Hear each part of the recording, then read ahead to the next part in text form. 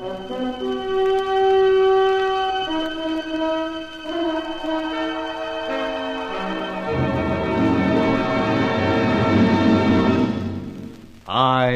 have been here.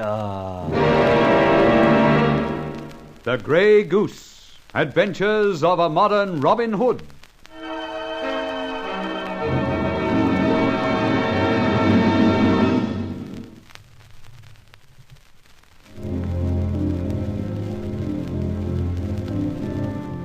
I, as you know, was gunning for Major Brierley, a wealthy member of my own club. So wealthy indeed that he even owned a big football club. I staged a bit of a coup in that direction. Cost him a pretty penny, too. Not quite satisfied, however, I took Charlie Austin down with me to Brierley's country place, where Charlie and I endeavoured to see where we could next kick him in the pants. Suddenly we both received a toy arrow where it hurts most, and discovered a 9-year-old who called himself Robin Hood. He was absolutely steeped in the story of Sherwood, and I must say his old English was pretty good. A queer little cuss, Charlie called him. Apparently, he had some real grudge against the Major. I borrowed one of his toy arrows and fired it through the window. To our great surprise, Inspector Ford himself turned up. So we packed the gallant Robin off, and Charlie and I climbed his tree overlooking the study. Think, man, think. Who round these parts would have a toy bow and arrow? Well, give me time. See, attached to it is not only the note you mentioned, reading, "I am here," but there's an additional feather, a grey goose feather. Oh, some kid did it, I expect. I'm sorry that bird can't fly. It'll take a grown man to pull that bow back far enough to send a blunt arrow through your glass window. No, there's only one explanation. The Grey Goose, as he says on the note, is here. Yes, I see that. Well, if he's that close, we can get him, surely. I'm just waiting to lay my hands on that joker. He's cost me thousands. You're no more anxious than I am. Now, this is how I see it. Doesn't ordinarily go round with a boy's bow and arrow. Thus, when he came visiting you... Visiting? A bad word to use, but it'll suffice. You see, as I read it, he's doing a follow-up. You mean there's more to come? That's exactly what I do mean. He's still after you, and that means trouble, because, my dear sir, he's looking for more fresh fields and pastures new. You. Now then, being down here, he sends you a message. By a kid's arrow? My dear sir, that's exactly where we started. What kiddies round here have you seen playing with a bow and arrow? Well, I suppose there's a good many. Oh, will you try and be a bit more specific? My idea down it, I've just said it, is he didn't arm himself with a toy. The toy came his way, and he took this dramatic way of announcing himself. Quite a character, as a matter of fact. Yes, I see. So you want to round up all the kids in the nearby village and see which one has lost a bow and arrow, eh? Well, it might be worth it. All right, I'll get my agent off. I'll get him after it after school in the morning and find out. It'll be a big job, mind you. Yes, I know that. But if it'll bring the Grey Goose in, that's all I want.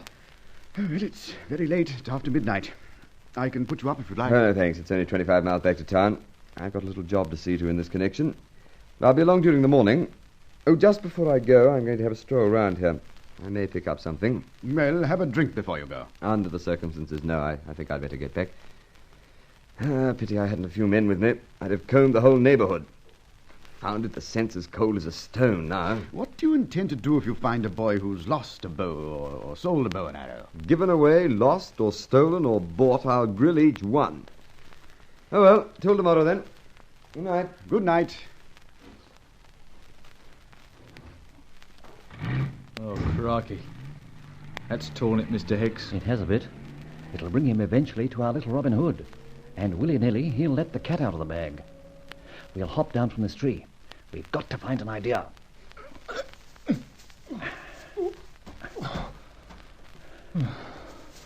Okay. Where now? Well, our friend Robin Hood mustn't be allowed to talk. How can we stop him? I think I know how. It'll have to be done now. But it's after midnight. What about his folks? We'll chance them. Come on. Only half a mile down the lane, he said. The gamekeeper's cottage. Get walking, Friar Tuck. Or are you Little John? No, just blinking tired.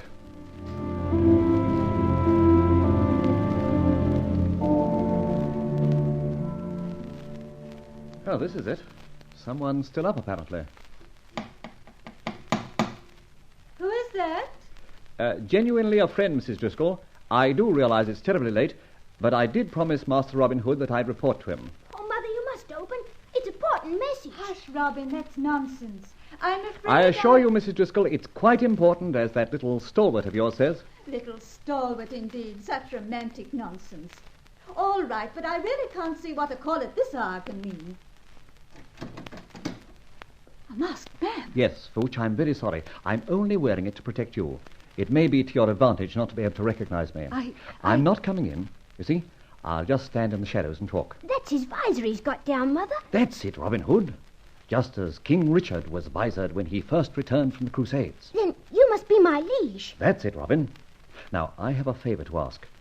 Will you give me your bow and all your arrows? But, my lord... Listen, old son. You and I won't play for a little while. There's a very good reason for what I asked, Mrs. Driscoll. Quite inadvertently, I may have placed your little chap in a spot. I was careless, I think, now. What's he been doing now? Shooting the Major? The Sheriff of Nottingham, as he calls him? He's apparently very much disliked. He is that. Stuck-up, hard-hearted, a merciless beast of a man. I'd like to hear more of this in a moment. Can you persuade Robin to let me have what I want? It's all right. You can have them. I'm going to burn them, Robin. Oh, no. Not my trusty bow. Yes, every vestige. But listen, when I get back to London town, I'm going to order one of the greatest bowmen to make you a bow twice as long and arrows to fit. How's that? Fine. Then I can really send a shaft through the caitiff's heart. Yes, indeed. Now, thank you, and good night. Off you go, Robin, to bed. School in the morning. I bid you good night, Lady Mother.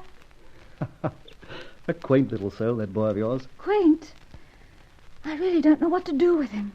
This Robin Hood nonsense will have to be knocked out of him. If I may say so, that would be a pity. But it's dangerous. One day he and his friends, the men of Sherwood, as he called them, will do some damage. There's 20 of them. You see, he's determined to kill the Major. He seems to have a great hate for that gentleman. Haven't we all in these parts? Well, this is interesting. You see, I have a little score to settle myself. Can you tell me about this feud? As far as this family is concerned, yes. You see, I'm a widow. Husband's been dead a few years now. Oh, I've got over the worst now. But it's dead. Gamekeeper for nearly 40 years. Is he around now? No, he's bedridden in the back room there. 6 months now. Oh, I'm sorry to hear that. Sir Brearley has appointed a new keeper and insists on us moving on. But we can't. The doctor wouldn't allow Dad to be moved. So it's a sort of fight till Dad's better or dies. And what of Robin? Oh, he's heard us talking, I'm afraid. And then again, recently he got wandering round the estate's private park and the Major took a hunting crop to him. Scott, he's lower than I thought. Well, something may be done about all this. You've got a grudge, too. My word, I have. You see, there's a long-standing difference of opinion between Major Brierley and myself. That's my main reason for appearing in these parts. Oh, you won't do anything more to bring trouble on me and mine. On the contrary, I may achieve the opposite. How long does the Major give you to get your father out? About 3 weeks more. But even if Dad's well enough, we have nowhere to go. Dad's only 60, but I doubt he'll be able to get another job as gamekeeper even when he's better. Well, when he is a bit better, maybe I can help there. In the meantime, keep up your pecker, and I hope you'll trust me a little. I find myself doing so.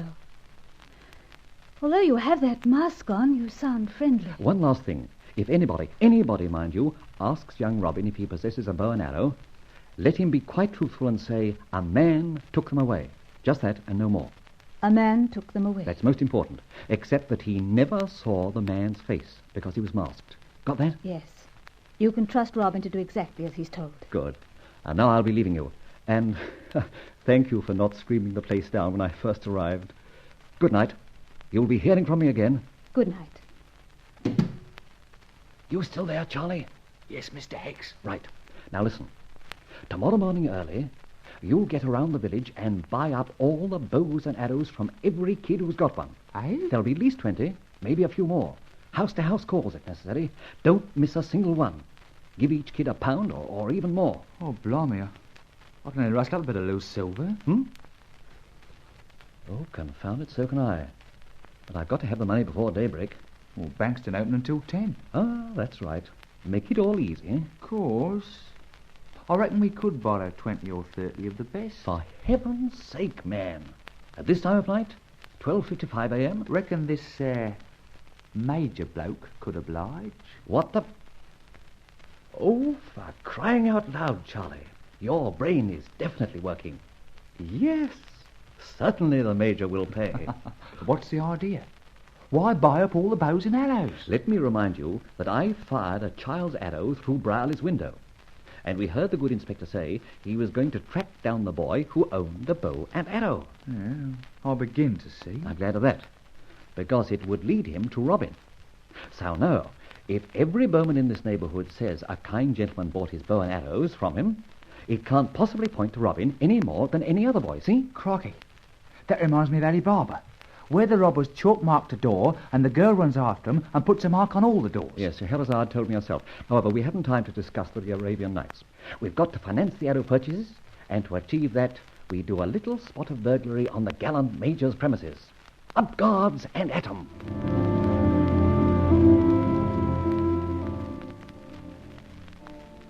How did you get on with the wall safe, Charlie? Not much money there, but I helped myself to all of his papers just on chance. That's always good. Financially, I did quite well. I sneaked up to his bedroom. There he was, snoring like a pig. So I lifted his wallet off the bedside table. It contains quite a stack of notes. Then, to keep the party clean, I stuck one of my feathers just where his moustache ought to be. Nearly woke them right out. Oh, blimey, you do take risks. The spice of life, as you well know, Charlie. Now, for somewhere to lay our heads ready for the morn when you go chasing arrows. Wait on. Look. Standing in the front drive. Holy Moses, the inspector himself. Bless the wily old bird. He didn't go off to town after all. No, he's doing it proud on his own. They're coming over our way now. Quick, up into the old oak tree, Charlie. Whew. Just in time. Not a second to spare.